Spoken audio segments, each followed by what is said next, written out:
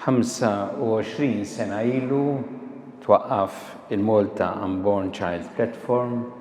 Dan il-moviment baqa sena wara sena jaħdem biex jippromuovi ir-rispett li d-dinjità u drittijiet tat-tarbija li tkun se titwieled u l-protezzjoni u l-iżvilupp tagħha. Nixtieq llum nirringrazzja lil dawk kollha illi tul dawn is-snin ħadmu bis-sħiħ biex irawmu kuxjenza favur il-ħajja umana meti l-aktar vulnerabbli u dipendenti u meta teħtieġ l-akbar appoġġ u sostenn. Il-ħajja inbidlet mhux ħażin minn 25 sena ilu anke f'pajjiżna, imma llum u bżonn kbir inkomplu naħdmu b'qawwa ħalli tiġi rispettata il-ħajja umana f'kull waqt tagħha. Illum fl-Evanġelu skont San Mark jurina lil Ġesu f'ħidma kontinwa favur il-ħajja u s-saħħa ta' tant nies u li ġie proprju biex jagħtina l-ħajja bil-kotra. Il-messaġġ li nixtieq nenfasizza llum hu li l-koll irridu nimpenjaw ruħna li nogħżu l-ħajja umana, nipproteġuha u naħdmu kontra dak kollu li hu ta' riskju għaliha. U dan għandna nagħmluh mill-konċeppiment sa tmiem naturali tagħha. U importanti li jkollna din l-etika konsistenti favur il-ħajja umana. Ħanibda mill-bidunet. Meta x-xjenza tgħidilna li tibda l-ħajja umana, jiġifieri mit-tnissil. Nafu li għad hemm min jirreferi għal din ħajja umana bħala ftit ċelloli. Bħalli kieku għandek oġġett li tista' tarmih. Hemm kultant l-idea żbaljata li jekk int taċċetta l-ħajja umana ġdida issejħilha tarbija li qed tistenna. Waqt li jekk inti tirrifjuta issejħilha ftit ċelloli insinifikanti.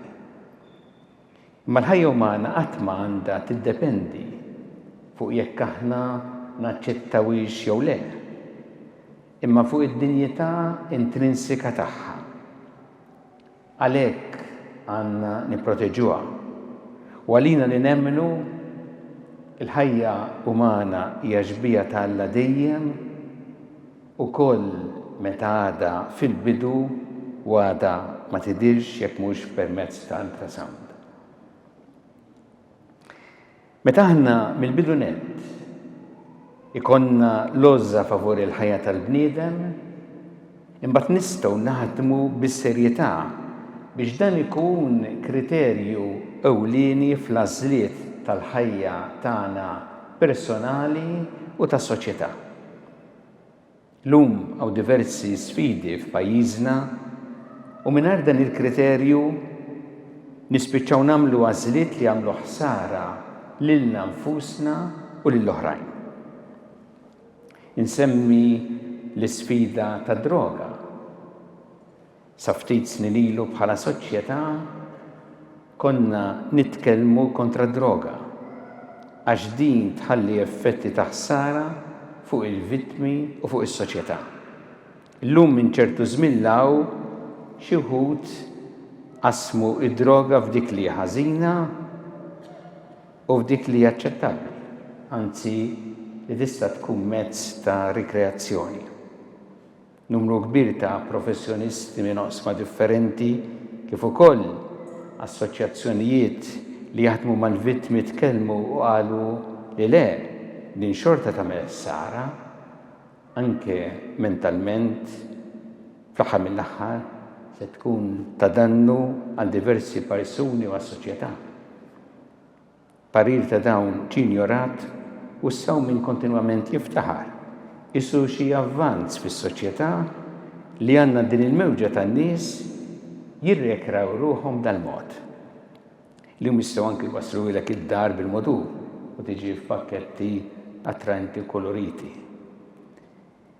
Dan huwa eżempju ċar meta l-għoża tal-ħajja tal-bniedem mhijiex kriterju prinċipali fl-għażliet ta' ħafna.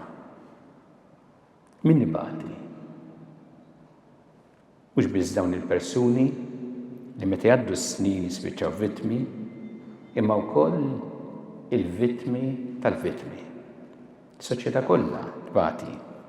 Aħna bħalissa diġà qegħdin nbagħtu l-konsegwenzi ta' dan. Se jbagħtu wkoll il-ġenerazzjonijiet futuri li jitilgħu f'dan l-ambjent fejn jedew jagħmlu ħsara lilhom infushom. Insemmi l-isfida tal-ambjent. Jekk aħna ma nipproteġux il-ħolqien, inkunu qegħdin inniġsu l-arja li nieħdu nifs minnha. Inkunu bil-mod il-mod qed neqirdu l-ħajja tagħna u tal-oħrajn. Hemm fejn tkun wisq għaref biex tinduna li Malta hi gżira żgħira m'għandix tinbidel f'panorama jew ħjar f'keġwiġija ta' konkos ta' simentu ta' solari. Meta ġurnata wara l-oħra naraw dan quddiem għajnejna din qerda f'pajjiżna, din teddet il-ħajja tagħna u tal-ġenerazzjonijiet futuri. Insemmi l-isfida tal-vjolenza domestika, jitaqsim il-qalb meta tisma' persuni li jisom inqabdu f'nassa fih dan il-familja tagħhom stess u huma vittmi ta' vjolenza fl-istess post fejn suppost jgħixu fil-paċi u fl-imħabba. Din hi tbatija kbira, importanti li l-vittmi jsibu l-appoġġ neċessarju biex joħorġu mis-sitwazzjoni ta' abbuż li hu ta' theddida għal ħajjithom. Insemmi l-isfida tal-konflitt u l-gwerer, jekk aħna nożżu l-ħajja ma nistgħux nibqgħu sikta quddiem dak li qed jiġri f'Ukrajna, dak li ġara f'Iżrael li qed jiġri issa f'Gaza u f'postijiet oħra. Terribbli. Xejn ma jiġġustifika l-qerda ta' tant ħajjiet innoċenti, tant vittmi tal-vjolenza, tal-mibeda u tat-disprezz lejn il-ħajja tal-bniedem. Mhux sewwa sew għax il-protezzjoni tal-ħajja umana mhijiex kriterju fundamentali li jiġri tan kollu. Insemmi l-isfida ta' nies li qegħdin ifittxu l-kien f'post ieħor u li huma vittmi ta' rifjut u tal-kultura tal-iskart. Ħafna drabi minħabba ir-razziżmu jew ir-razzjaliżmu kelm-oħra li għandha l-istess effetti. Meta nirrispettaw il-ħajja umana lina l-persuna dejjem għażiża, hi tal-ima razza, lewn, ġeneru, reliġjoni. Insemmi l-isfida ta' dawk l-anzjani jew morda f'qagħda vulnerabbli u ta' dipendenza kbira. Dan jeħtieġu appoġġ u għajnuna biex jarfu li l-ħajja tagħhom tibqa' dejjem dinjità u biex ħadd ma jagħtihom xifmu li jkun aħjar jekk jgħibu mix-xena. Is-saħħa tas-soċjetà titqies mill-progress ta' dawk l-aktar dgħajfa. Insemmi l-isfida ta' dawk li qed jikkunsidraw li jneħħu ħajjithom minħabba ċirkostanzi bsin li għaddejjin minnhom, qed jaraw biżdlam jħossuhom bħal ġobb fl-ewwel qari fejn jgħid jekk nimtett ngħid meta se nqum u meta nqum ngħid meta se jitla'. Għandhom bżonn lied li magħha jistgħu jiggranfaw u l-kelma li tgħidilhom int tiswa, int għandek valur, il-ħajja tiegħek hija għażiża. Dawn huma sitwazzjonijiet partikolari minn diversi oħrajn, imma l-messaġġ għandu ikun dejjem wieħed. Il-ħajja rridu nipproteġuha u nozzuha. Mill-ewwel mument ta' tnissil tagħha, f'kull waqt tagħha, sa tmiem naturali tagħha.